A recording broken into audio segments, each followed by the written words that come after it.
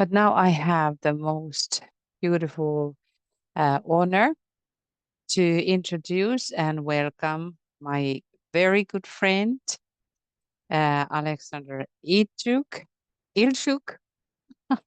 I may pronounce wrongly. He's our hello, dear. He's our very long friend. I don't know how far our friendship goes. I think that we have met anyway in the conference in Dobson Rancho Dobson. What was the name of the older place we were? So Aleksandr is one great example of the new group of server worker, hard worker. Aleksandr was born in Ukraine, but now he's there in the Planetary Center, New York, which is so fitting to Aleksandr's present spiritual work, which is he's the founder of the 2025 initiative, which has the groups all over the world and are performing beautiful virtual meditations every day. You feel from him that the presence of the coming new age and the interest which is going to that how can we work over the borders, how we do the practical application, and this deep, humble connection to Christ. This is what I always feel, and the real brother. Aleksandr has the arising, like me, and then also the sun in Taurus, which is so fitting for this kind of work. So please welcome our wonderful friend, Aleksandr, true brother. Welcome. Thank you, Tuya. I'm really honored with you presenting me. Thank you. We'll share my slides.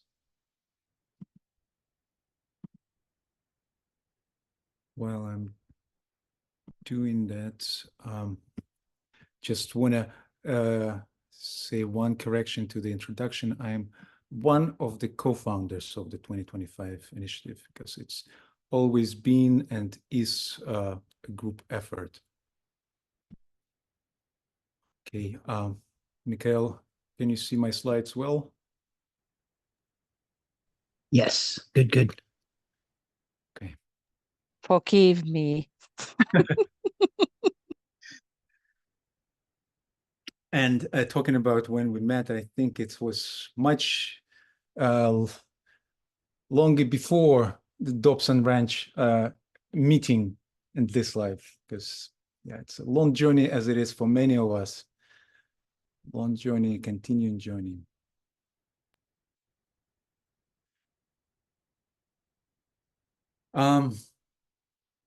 It's been quite a difficult task for me to prepare a congruent presentation on the topic I suggested for the conference, recognizing the living organism of the group Forerunner. In a way, it's an attempt to synthesize and express the recognition of something that is still emerging into reality.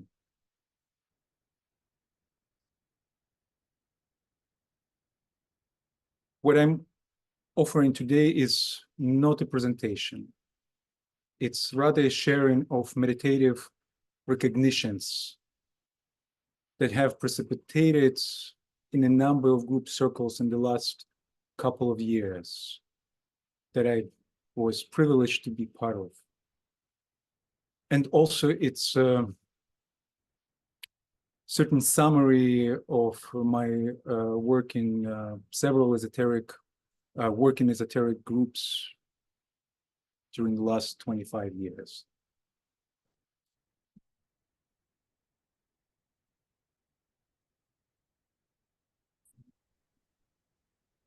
As I will try to express this emerging reality, recognition of emergent reality, I will use many quotes from Alice Bailey. And in order to do that, I had to invoke her presence and asked Katya to impersonate Alice. So you will hear today both my and Katya's voice through this presentation.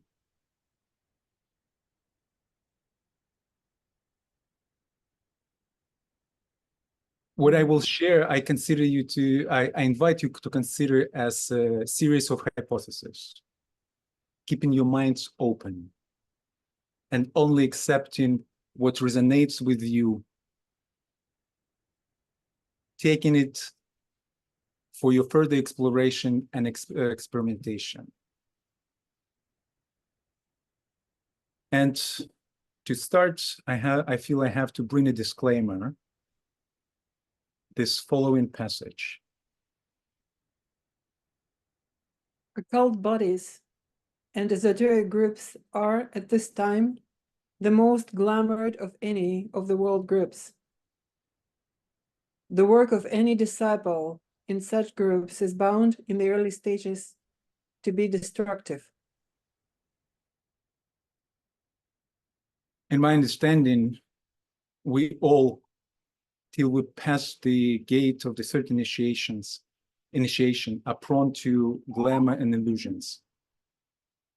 So let us with all humility admit this and take it as a given that we all can see only part of truth at best. And yet, we are tasked to meditate, study, and serve, striving to bring forward a vision of the unfolding plan. The following quote deeply resonated with my intuitive perception of what is unfolding this time in the world, allowing me to weave together many threads that have been emerging through a series of groups' meditative reflections. The Ajna Center, the Lord of the world, is just beginning to express itself in a recognizable manner through the new group of world service. This intermediate group between the hierarchy and humanity is a carrier of the energy which makes the plan possible. The plan of which the hierarchy is the custodian. This plan implements the purpose, and later, when the new group of world service is organized and is recognized as living organism, it will definitely receive energy from Shambhala in a direct reception via the hierarchy. This information is, I realize, of little immediate importance to you, but towards the end of the century, it will be found explanatory of much. The new group of world service is a unique and probably one of the greatest experiments ever undertaken by the spiritual hierarchy of the planet. In one of the messages sent to public via Alice Bailey in May 1948, Joel Kuhl wrote, "The two major ideas which it was my task to bring to the attention of humanity everywhere throughout the world have been securely anchored, if I may be permitted to use such a term. And these constitute by far the most important aspect of the work which I have done. These formulated ideas are, first, the announcement of the existence, hereto unrecognized, of the new group of world service. This is an effective group of workers, intermediate between humanity and the spiritual hierarchy of the planet. Second, the statement sent out lately in connection with the reappearance of the Christ, and for the immediate consolidation of the work of preparation. All I also have done in the service of the hierarchy is of secondary importance to these two statements of spiritual fact. Before I proceed further, just a technical note, Mikhail, we might have problems with our Wi-Fi. If there will be problem with connection, please let me know and I will switch to another Wi-Fi. So in Okay. this, thank you. In this sharing today, I'm not going to be focusing on the nature and the actual work of the World Servers Group. But before proceeding, I will mention, though, that the new group of World Service is not homogeneous in its ranks. Here's a quote. Oops, this one. The new group of World Service has been created as an intermediate body between the hierarchy and the general public. This group is divided into two lesser groups. A, those disciples and workers who are already integrated into one of the ashrams. B, intelligent and humanitarian aspirants and workers in the world affairs and in all departments. These two groups unitedly form a transmitting agency through which the hierarchy can reach the mass of men with the new concepts, the techniques of the new civilization, and the basic propositions under which humanity will move forward into greater light.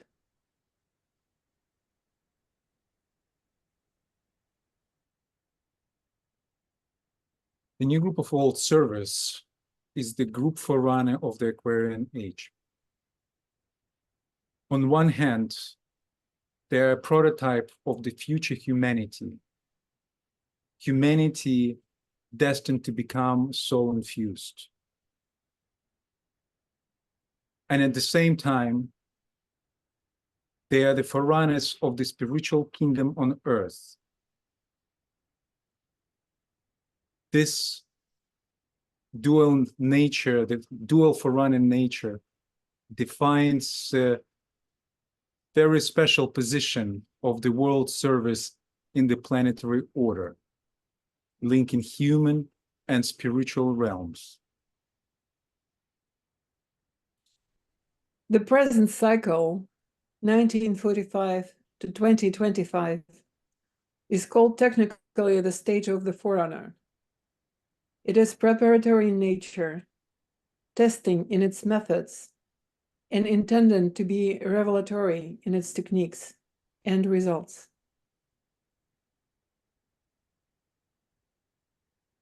As I said already, the World Service Group is a great hierarchical experiment. It is the work in progress that continues to unfold. It follows the divine plan, which is a living substance of its own. However, the plan is not imposed. It is modified, qualified, and adapted according to the changing environment. Many things have changed in the world since Joel Kuhl provided us with the vision of the possible future as seen it by the hierarchy. Many things proved true, and yet many things still did not manifest.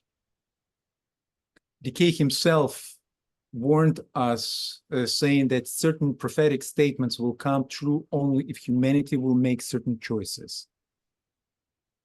And as we observe the state of the world today, we clearly recognize that there were some, or maybe even many, wrong choices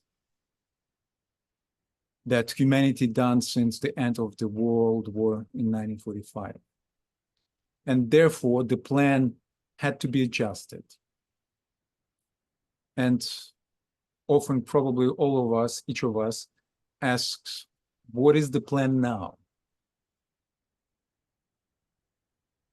Many instructions given by Joel Kuhl were intended for future generations of disciples. Often he's quite specific, saying that certain things will make sense to workers at a later stage. It sounds almost like it is food for mind preserve, lovingly prepared for us by the master, to be used in the case of emergency. And as we reflect on them now, they are open up, providing us with vital substance of guidance through time and space.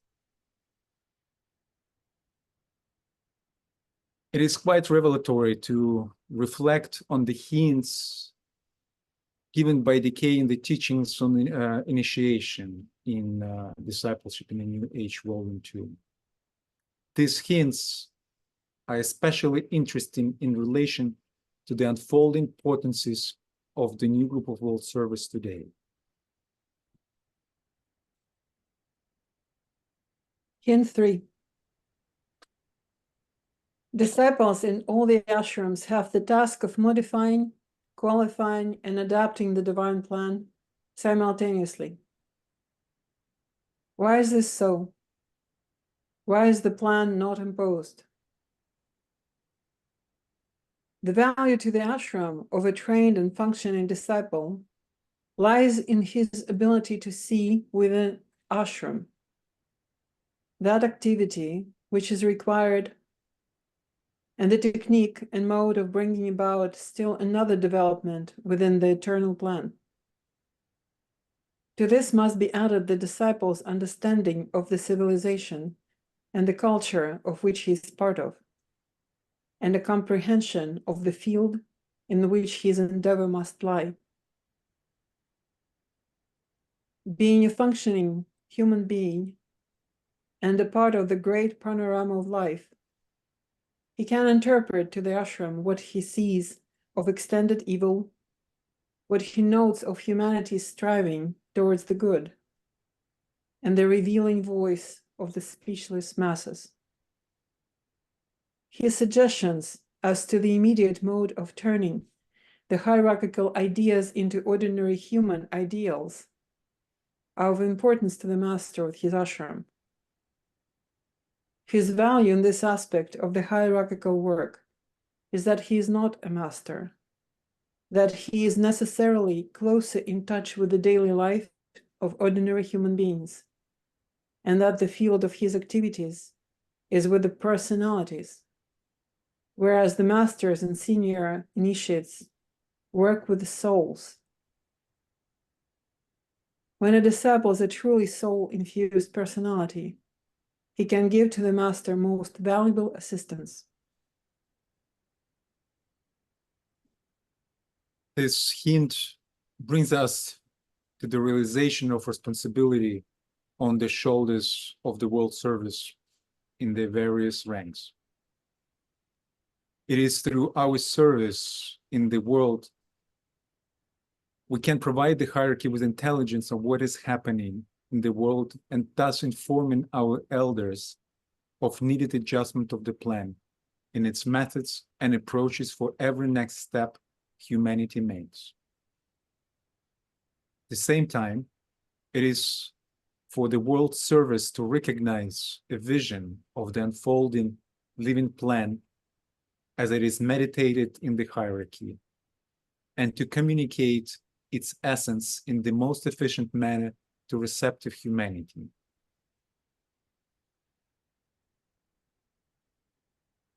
I would like to share with you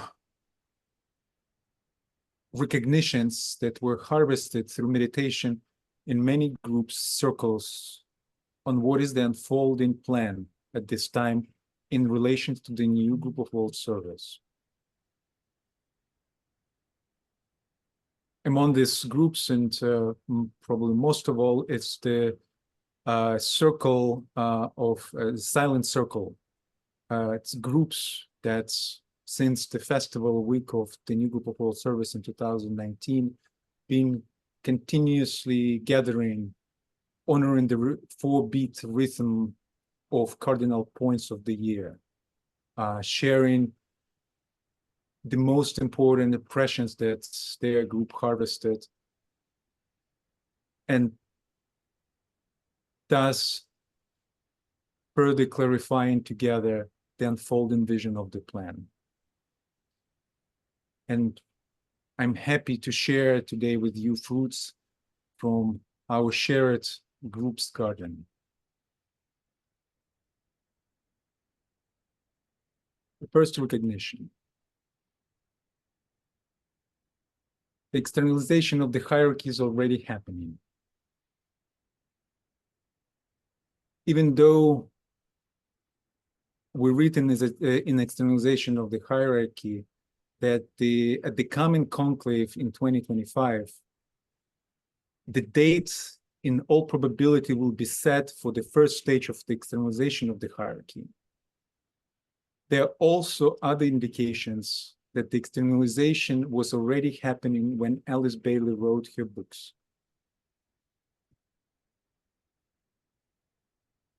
It, world group, is first of all an attempt and an externalization of the hierarchy upon the physical plane, or a small working replica of this essentially subjective body.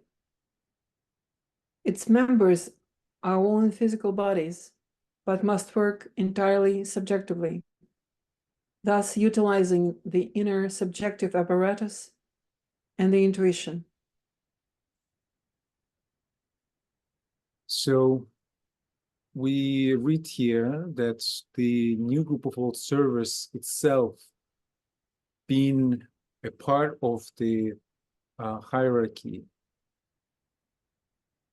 through its work, prepares the way for the externalization. And so it is the preparatory phase. The senior members of the hierarchy will not at first be the ones who will make the needed approach. Under their direction and their close supervision, this approach will be made in the early stages by initiates of and under the degree of the third initiation, and also by those disciples who will be chosen and designated to implement their efforts and so will work under their direction.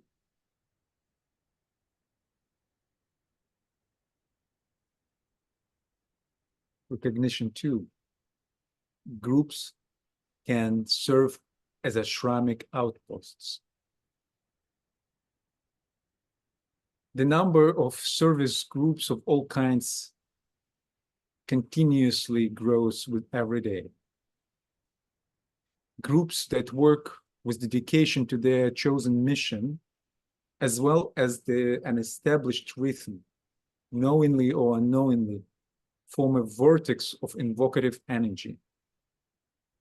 In result, group consciousness emerges and becomes a recognizable phenomenon. Intuitional telepathy begins to manifest increasingly upon advanced human beings in all lands and all races. This indicates soul contact and the consequent awakening of group consciousness. For sensitivity to intuitional impressions has to do only with group concerns. Eventually, through practice and service, groups may come to recognize that their group is a living organism. And as in any living being, they can sense the emergence of the 7 living centers of life within the group body.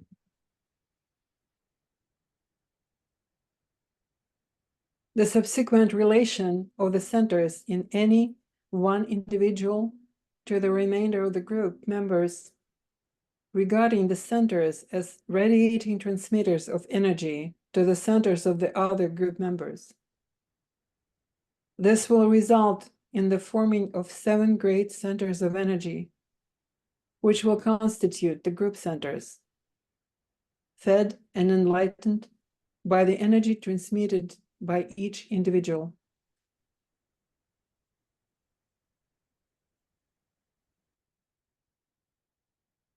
Through experiments and practice, groups learn the art of building group antakarana and eventually become a receptive chalice for hierarchical impressions. With time, these groups become capable to anchor and express certain hierarchical quality and function, thus becoming an ashramic outpost on the physical plane.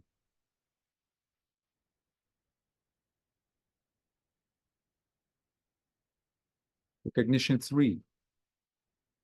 Esoteric community has a role to play in vivification of the World Service Group. We know from the teachings that spiritual groups of various schools and traditions form the heart center within the living being of the World Service Group. Heart performs 2 major tasks in any living body. First and foremost, to anchor the principle of life.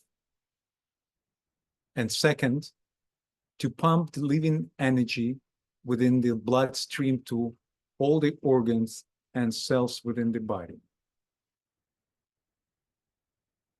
There is another role that any heart can play, as it was indicated by Christ when he walked on earth last time, 2000 years ago, when he said, "As a man thinketh in his heart, so he is."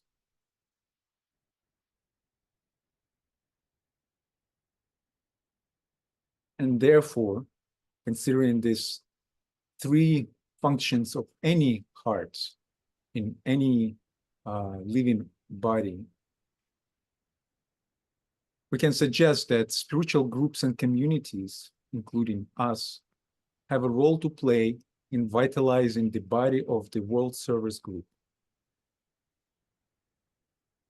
We have a number of meditative tools to invoke the potency of life energy to stimulate the world group and to distribute it to world service, working on all forefronts of human needs at this time.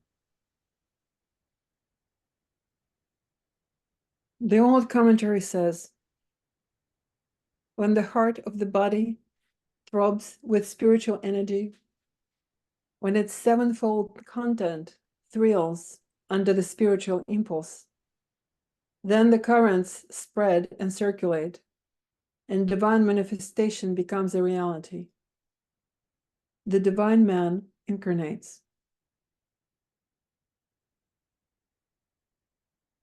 The collective experience of physical isolation during the time of pandemic of COVID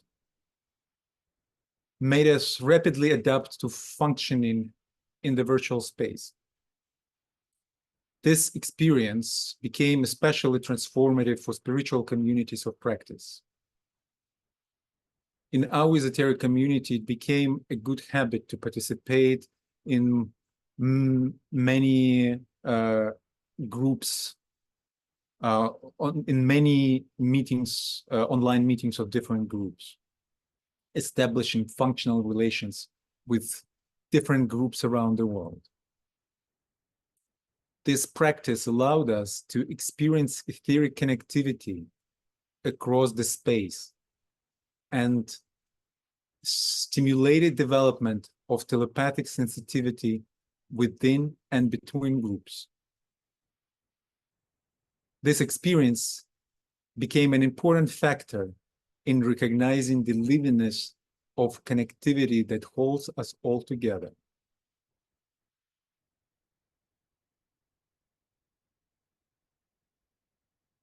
In the last few years, more esoteric groups started to work with visualization of their group heart center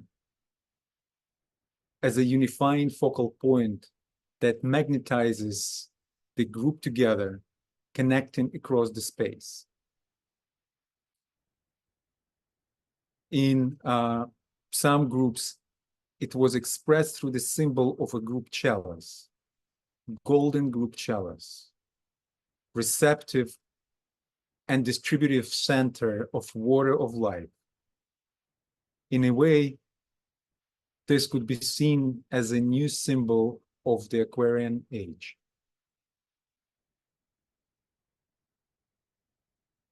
At the same time, the experience of group meditation in virtual space enabled us to develop group consciousness within groups formed by people who might never have met in the physical dimension. Probably this collective experience of many groups can be seen as one more step towards the expansion of our group's consciousness to encompass the entire world group of service, expanding toward group consciousness of the one planetary server, and thus becoming one.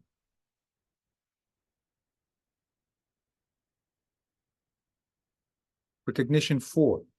The world group of service is a living organism.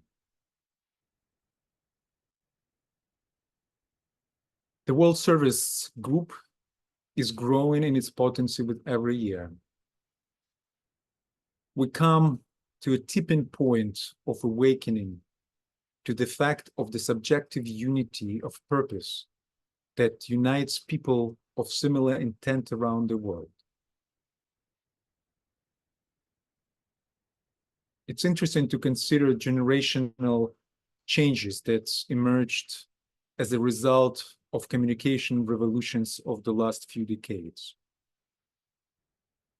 Such phenomena as digital nomads, cryptocurrencies, network states transcend limits of physical borders, leading to formation of new transnational unifying identity.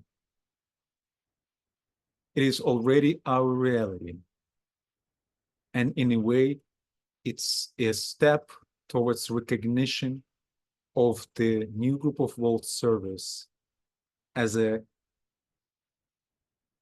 real phenomena in consciousness of all those who belong to this group. We are fast approaching the time of the world service group self-recognition as a living organism. Already now, many network researchers widely use terms that relate existing community networks to living organisms, such as mycelium networks, as well as neuron networks within our brains.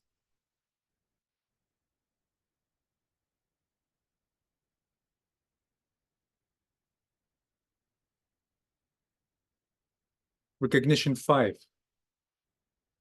The World Service Group has a role to play in 2025. There is a certain similarity between the essence of the Vesak ceremony, as described in the writings of Alice Bailey, and the coming conclave in 2025.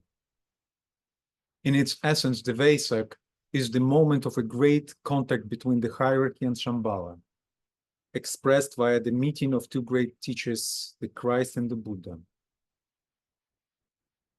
This is the time when every year the impulse of will is received by the Christ and the hierarchy.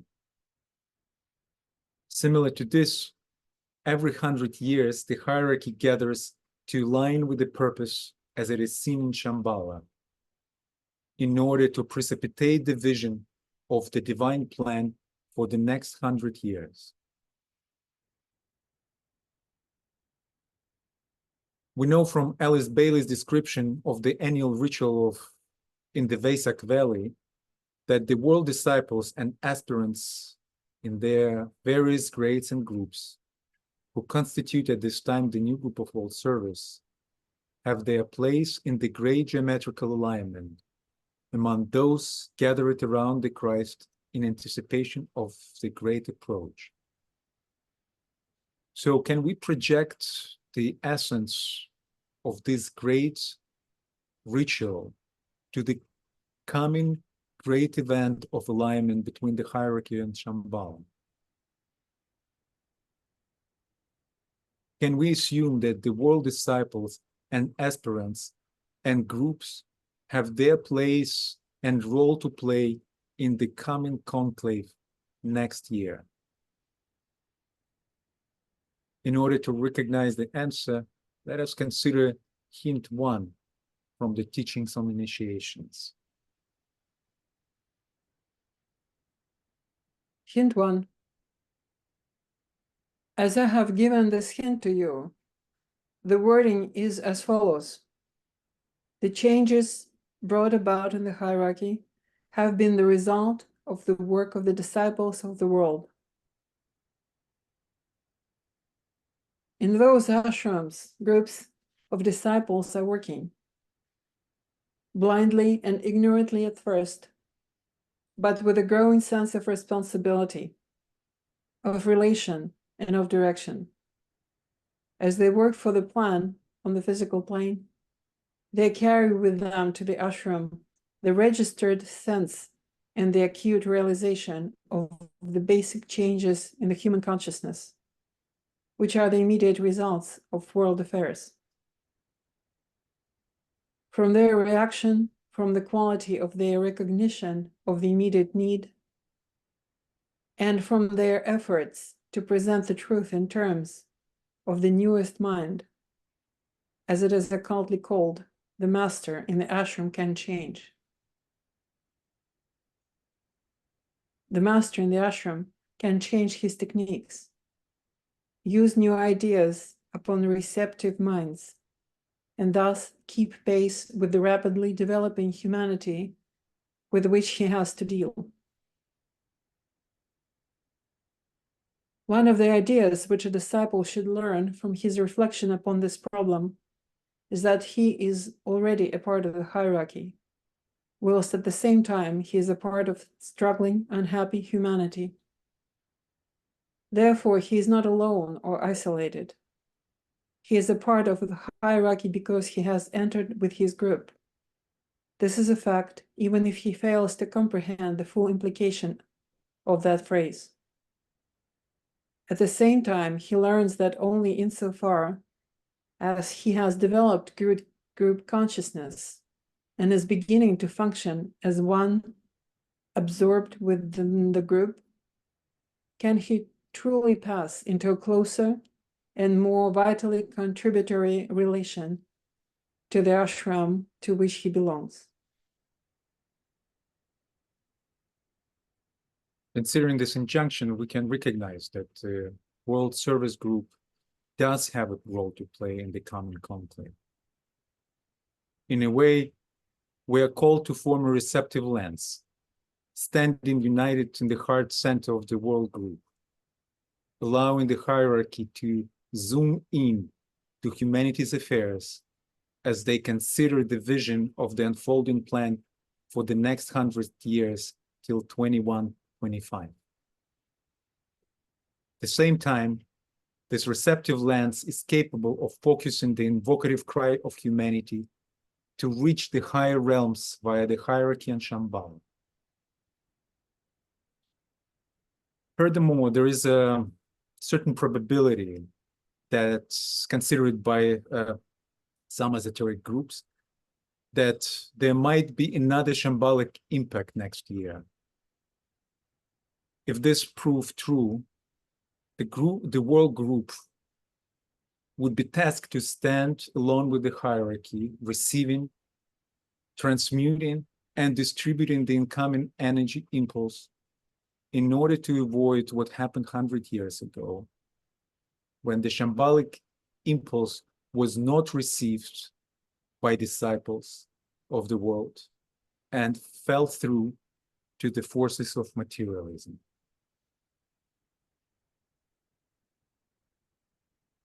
So, what can we do? As hint 4 in the teachings on initiation indicates initiate knows because he works and not the other way around.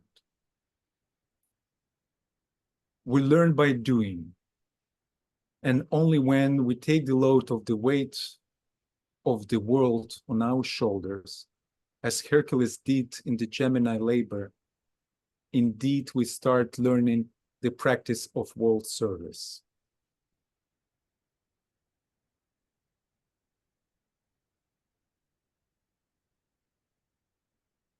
Hint 4. The initiate knows because he works. What does this hint mean to you? The entire story of evolution is covered in these few words. The Christ put it in other words when he said, "If any man shall do his will, he shall know." Under the occult law, doing ever precedes knowledge, because knowledge is gained through experiment and experience. The disciple or aspirant works always in the dark, particularly in the early stages of his unfoldment, following a deep and hidden instinct towards right activity. By that hard and persistent performance of duty, under the pressure of conscience at first, under the impulse of his awakening soul, and under the influences of the master, he moves forward from darkness to light. He discovers that obedience to his spiritual instincts leads him inevitably into the realm of knowledge. And that knowledge, when acquired, is transformed eventually into wisdom. He then becomes a master and walks no longer in the dark.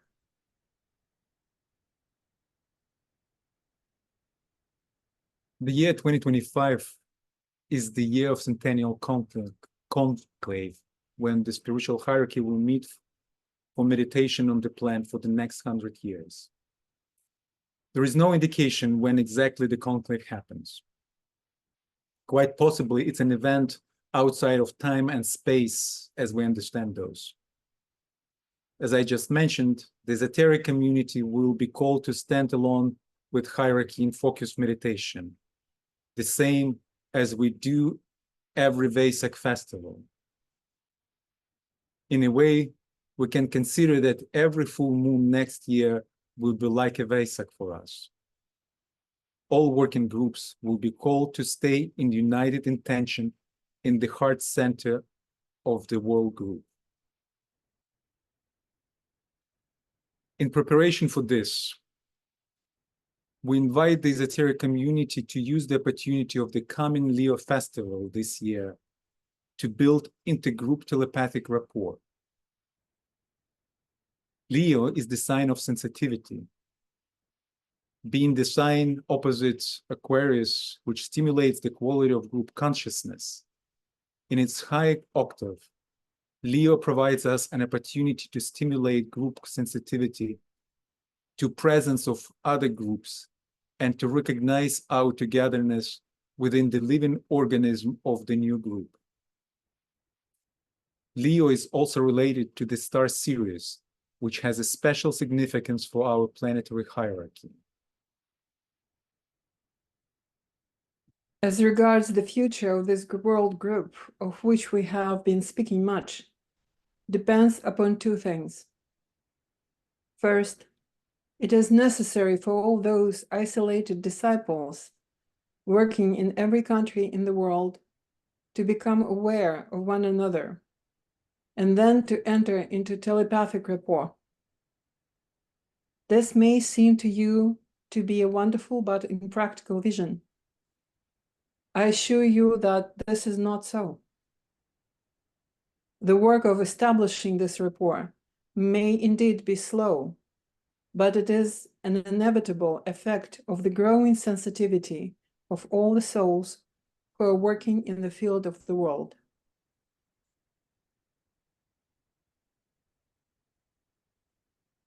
The intention in August is to hold telepathic awareness of each other over the 5 days period of the Leo-Sirius festival and get a felt sense of acting as one planetary presence, as the one planetary eye, which may receive the vision of the plan and transmit it into the three worlds. We invite esoteric groups working within traditions of ageless wisdom to join this Leo-Sirius festival experiment. At the moment, there are more than 35 groups who already joined this intergroup initiative. We know that many groups use time of the Leo festival for their own meetings. So we encourage groups to use this opportunity to meet physically together on a retreat on the physical plane. While each group will proceed with its own daily program of work, we will coordinate a daily moment of simultaneous intentional telepathic communion within the heart center of the World Service Group, invoking the recognition of the living functional organism of the new group of World Service. The second most important coming opportunity is the Festival of Group Impact, also known as the Festival of the New Group of World Service, in December 2026.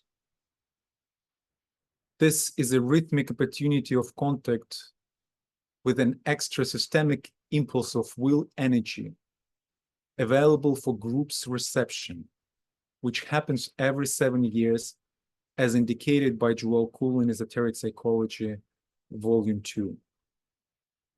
Preparation for this great event would require more legwork from the esoteric community.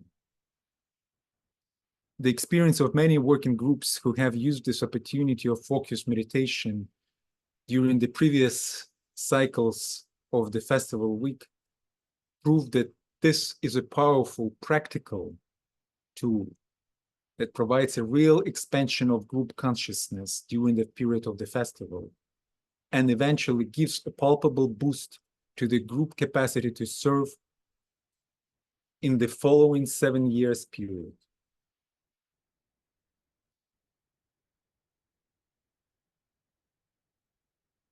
We recognize that this information of the opportunity of the festival week belongs to the entire group of World Service and has to be shared as wide as possible with multiple groups who work on the forefronts of human need.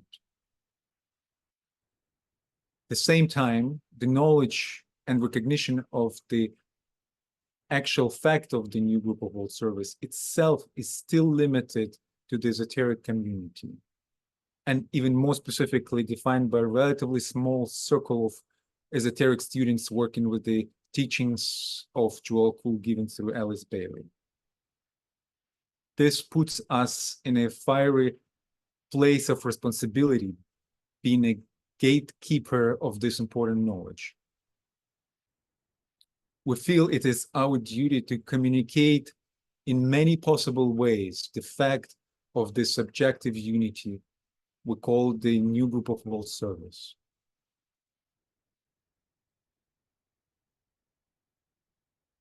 We know that the time is ripe for recognition and acceptance of the fact of the new group of World Service in the minds and hearts of all World Service. We recognize these two opportunities, 2025 and 2026, are being too important to miss. We believe that through the experience of the coming two great events, the entire world group will be stimulated to grow during the next 100 years into its destined position of the planetary Ajna center.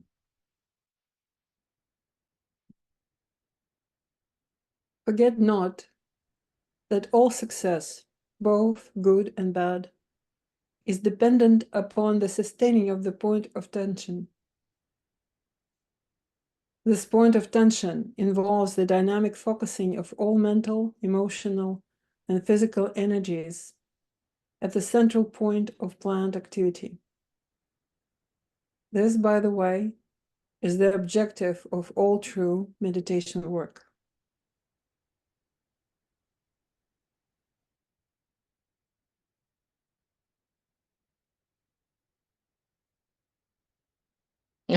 Thank you. Thank you so much, Aleksandr and Katja. And I'm sorry that we cannot discuss now more. Thank you for this essential and a great overview of things, but we have to continue talking about these important issues. But now I am having my pleasure to invite and welcome our friend, our long-standing musical friend, Carol Merrifield. And are you there? I just want to see that the connection is working. Are we okay? Carol, anyway, is those amazing spirits who started to sing when she was 4 years old. She taught herself to play guitar. She got her bachelor on music in 1999, so it means the earlier century. What happens here? Do you hear okay? Ah, it was echoing. So, and then she was 10 years old when she began to be interested about ageless wisdom, and that is because of her mother. Maybe you tell us someday about that. And then when she was 20 years old, she studied Alice Bailey with Karen Johansen and William Meader. And nowadays she has been putting, started about 12 years ago, started to put the mantras, what we are finding in the blue books, into beautiful music, what she has composed. And then she is also writing her own lyrics. And she just have divine voice. And she is in all of the ways very divine. So warmly welcome, dear Carol. Let me just make sure my original sound is on here. I'm good. Hello, everyone. Yeah, I wrote this song about a month ago, and when I listened to Tuya's opening speech yesterday, I was it was amazing to me how much of a lot of the phrases in the song I wrote was in her opening talk that she gave yesterday. So yeah, I'll play it. It's called World Teacher.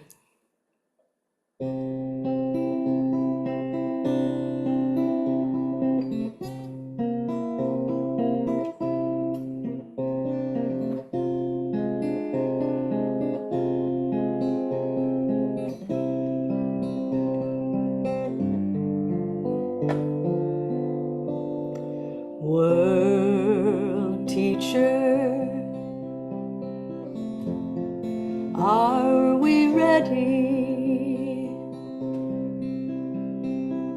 As the era draws near, we hold your love and light so dear to our souls, to our souls. World teacher, are we ready? As we light the way, spreading your peaceful joy day by day, from our souls, from our done all that we could? Was it enough? Did we love our very best? Share it with the rest of the world. World teacher, may we be ready as messengers of light. We vow to serve throughout our lives, every day, in every way. World teacher, let us be ready with hearts and minds open wide. We are awake as we await the essence of your loving presence. The rider from the secret place awaits the perfect time. So we must do our part, sharing our gifts as we lift mankind. World teacher, are we ready? World teacher, are we ready? World teacher, are we ready? World teacher, are we ready? World teacher, are we ready?